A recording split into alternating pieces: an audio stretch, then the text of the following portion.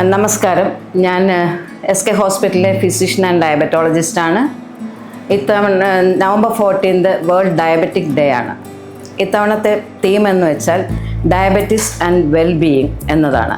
അതായത് നമ്മൾ പ്രമേഹമുള്ളവർ പ്രമേഹം കൺട്രോൾ ചെയ്തിട്ട് നല്ലൊരു ആരോഗ്യകരമായ ജീവിതം നയിക്കുക എന്നതാണ് അതിനർത്ഥം. പ്രമേഹം 3 തരത്തിലുണ്ട്: type 1, type 2, gestational diabetes.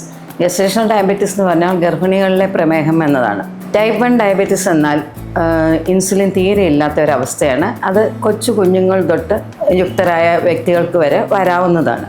Type 2 പ്രമേഹം എന്നാൽ പണ്ടൊക്കെ 40 വയസ്സുകളിൽ കണ്ടിരുന്ന പ്രമേഹം ഇന്ന് നമ്മുടെ ജീവിതശൈലിയിൽ വന്ന മാറ്റങ്ങൾ കൊണ്ട് 10 വയസ്സുള്ള കുട്ടികൾക്ക് പോലും കണ്ടുവരുന്നു.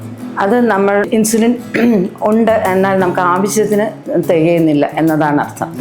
പിന്നെ ജസ്റ്റേഷണൽ ഡയബറ്റിസ്. ജസ്റ്റേഷണൽ ഡയബറ്റിസ് എന്ന് പറഞ്ഞാൽ ഗർഭിണികളിലെ പ്രമേഹം എന്നതാണ് അർത്ഥം. അതായത് ഗർഭിണികൾക്ക് ഗർഭാവസ്ഥയിൽ പ്രമേഹം വരികയും എന്നാൽ പ്രസവം കഴിയുമ്പോൾ പ്രമേഹം മാറുകയും ചെയ്യും. അതുകൊണ്ട് പലരും അതിനെപ്പറ്റി വളരെ ശ്രദ്ധിക്കാറില്ല.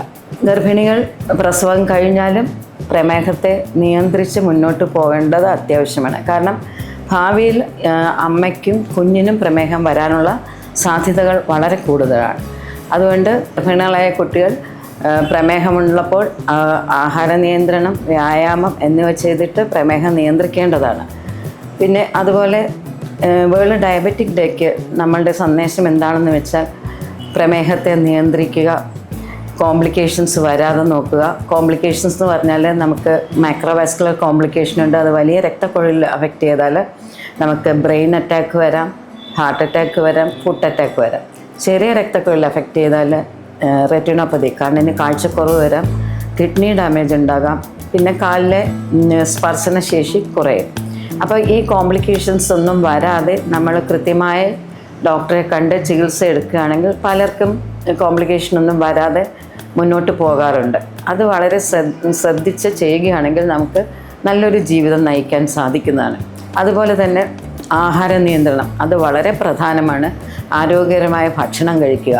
അതായത് നമ്മളിപ്പം ഇന്ത്യക്കാർ വളരെയധികം കാർബോഹൈഡ്രേറ്റ്, അതായത് ധാന്യാഹാരങ്ങൾ അധികം കഴിക്കുന്നുണ്ട്. അതായത് നമുക്ക് 70% ധാന്യാഹാരങ്ങളാണ് കഴിക്കുന്നത്. എന്നാൽ പ്രോട്ടീനും വെജിറ്റബിൾസും വളരെ കുറവാണ്.